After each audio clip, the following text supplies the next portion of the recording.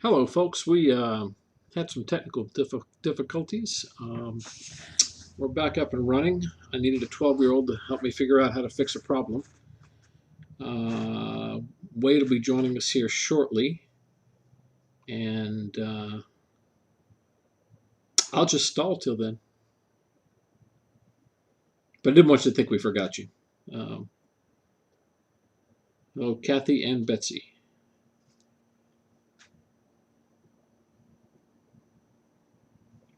I'm going to flip back to our intro screen. I'll just stick with this. I'll see how well I can just riff a little bit. Uh, Not a technical genius, no, just enough to get myself in trouble, and I did that tonight. We lost our streams, and Wade will be joining us here in just a minute. Matter of fact, let me text him and see how soon he can be in.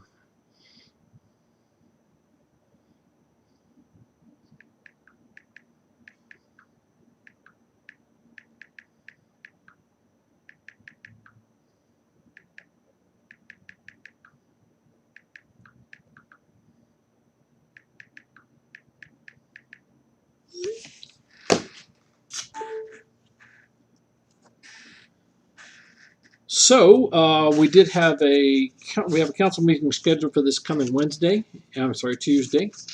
Always invite everybody to be at the council meetings, although some are more interesting than others, and some are extremely interesting. This should be a fairly routine meeting.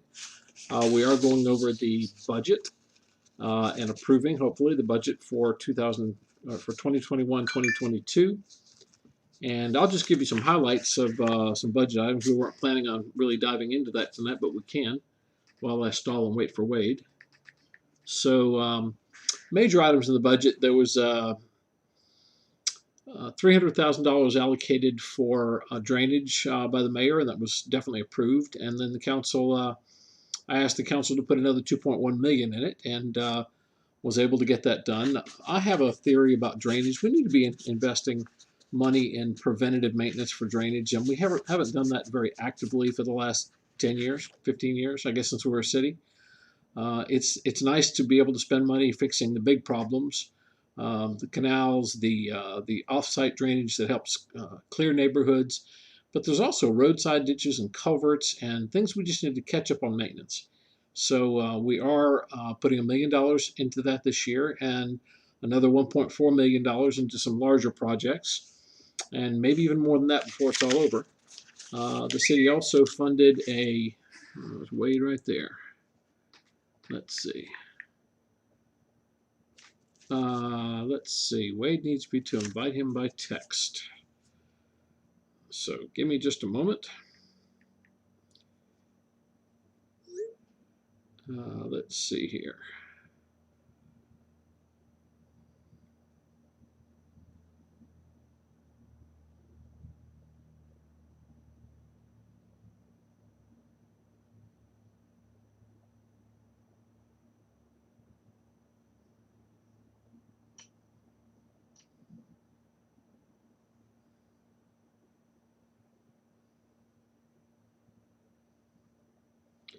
So let's see if we can wade in here and add a little levity to the matter. So we did have the drainage addition. We also put a couple $100,000 in for a street assessment of all of the paved streets that Central has, about 200 miles of streets, so that we can start addressing some of the maintenance on those later this year after we get the study back. And here's Wade Evans. Hello, Wade. Have we got you on audio yet?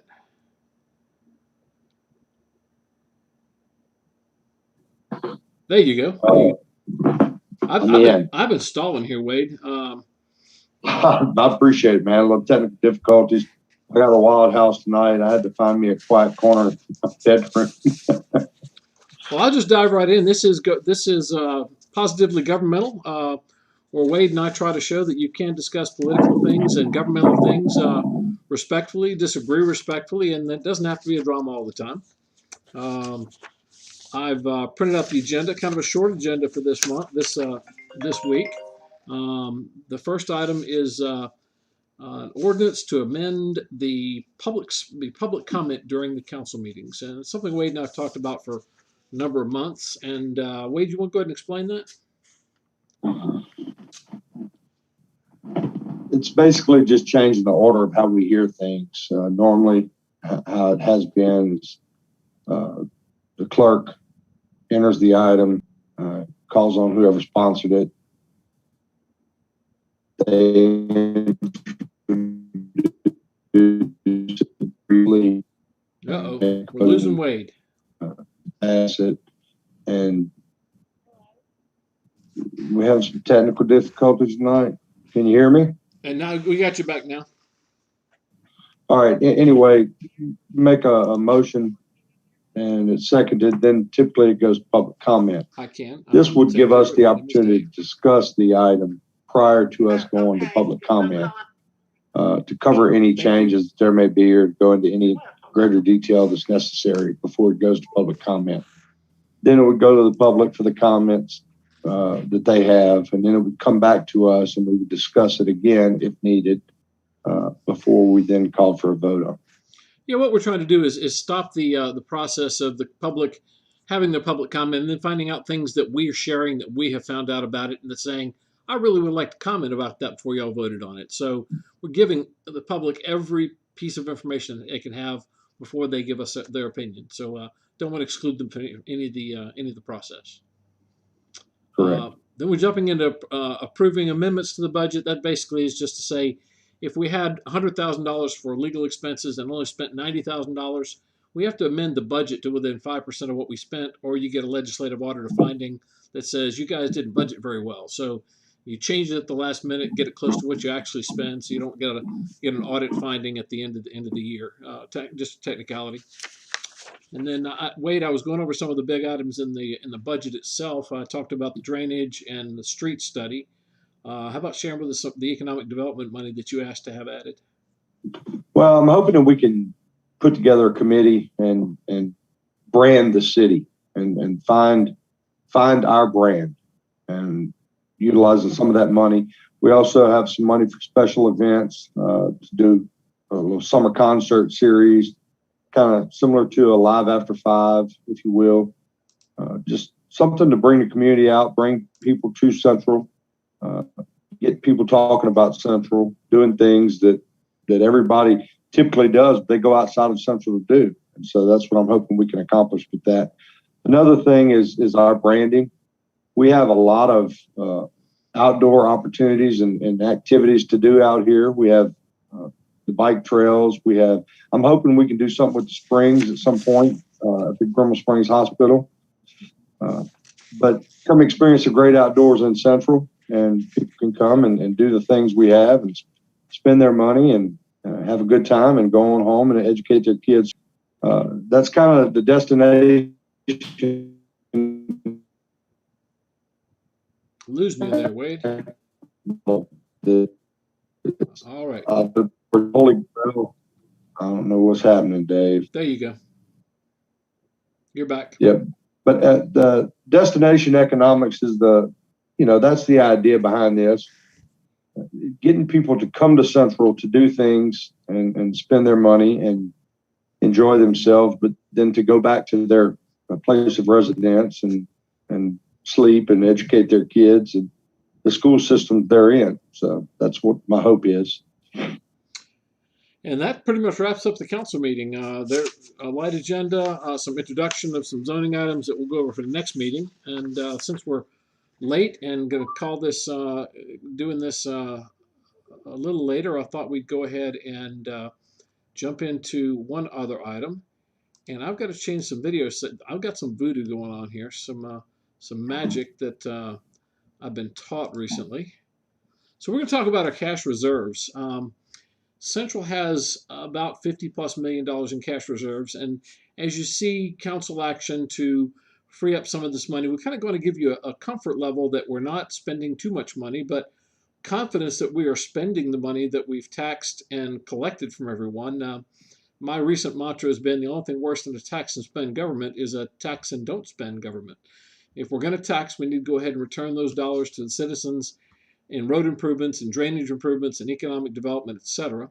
So we want to kind of give you a picture of what the what our cash reserves look like. And boy, and that's slick. And that's slick, Wade. What do you think?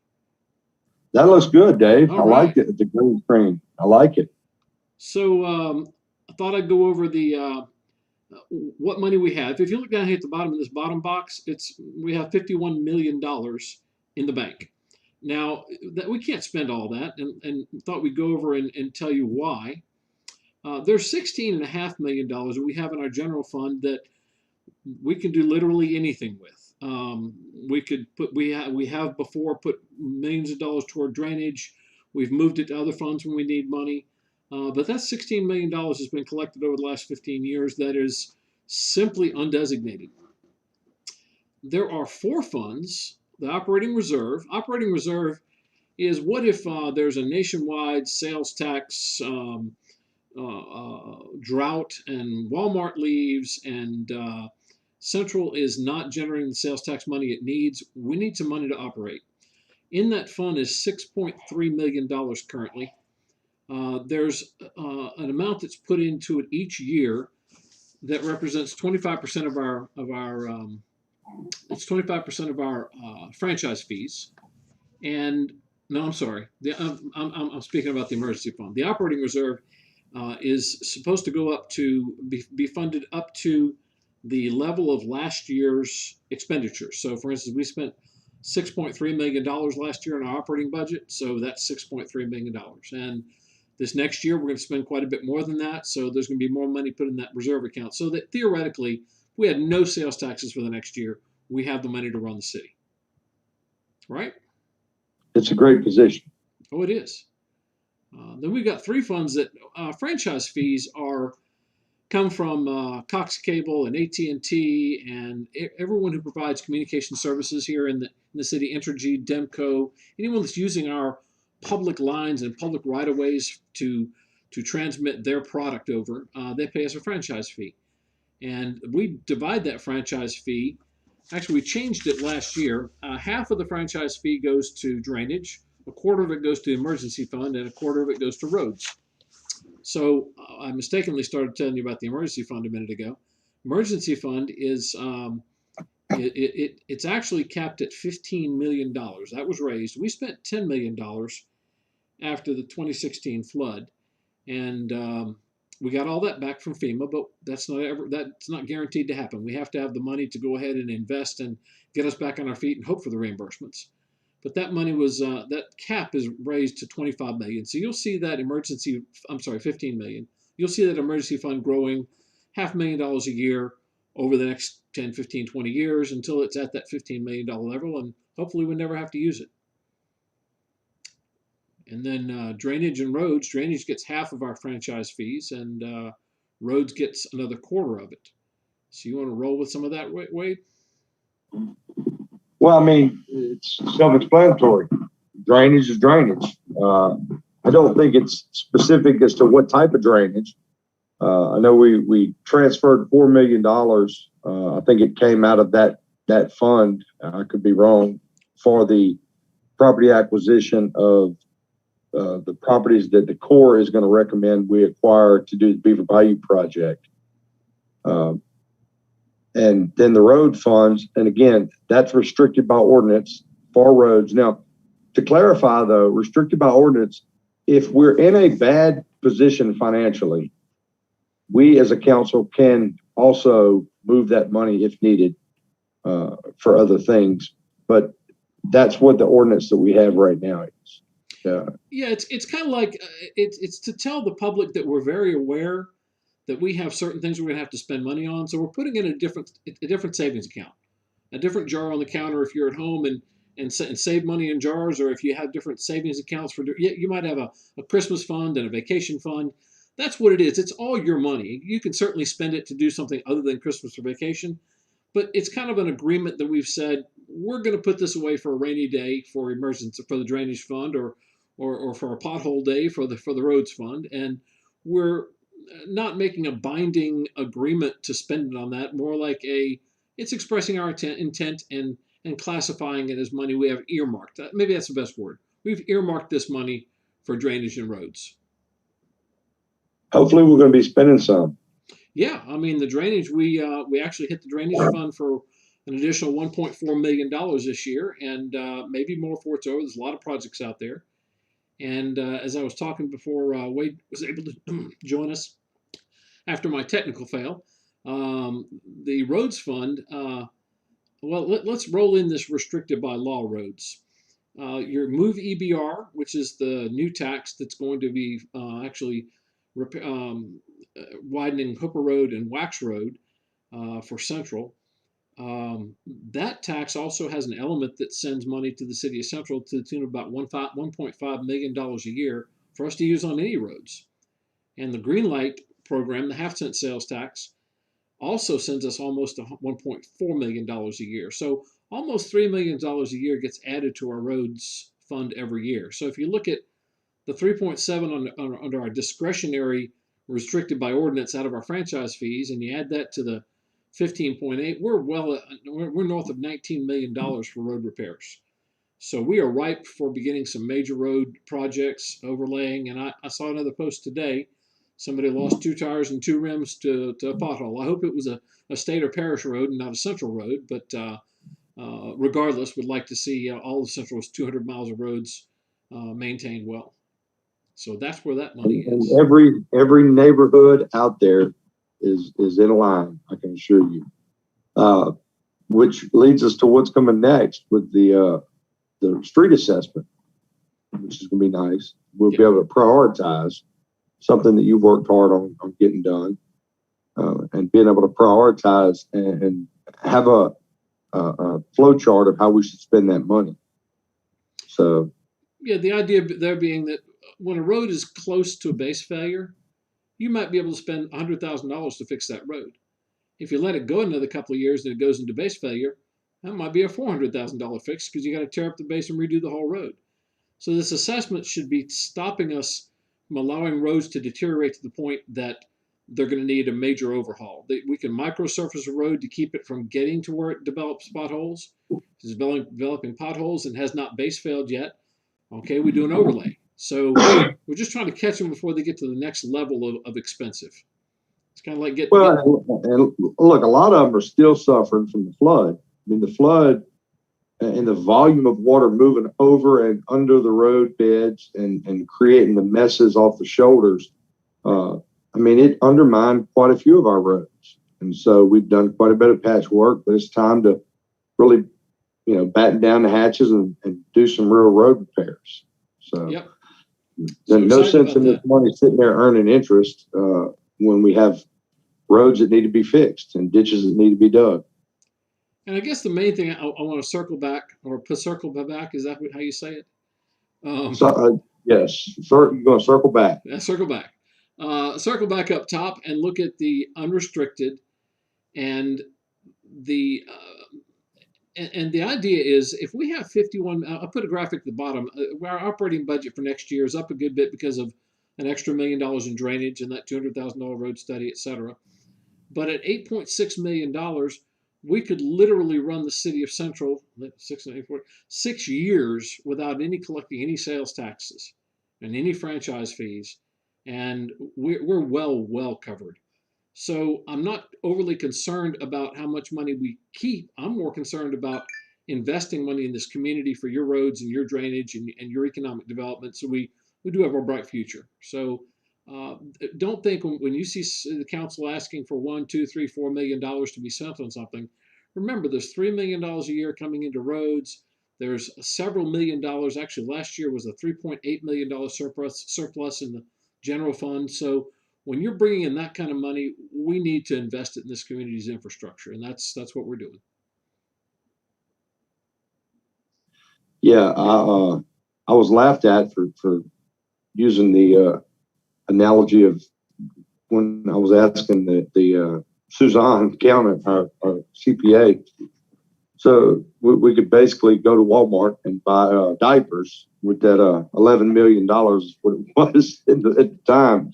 I was simply trying to make a point that unrestricted money is not dedicated while we have plenty of dedicated money, that unrestricted money is just sitting in the bank. And so to act like we can't do some things in this city for this city,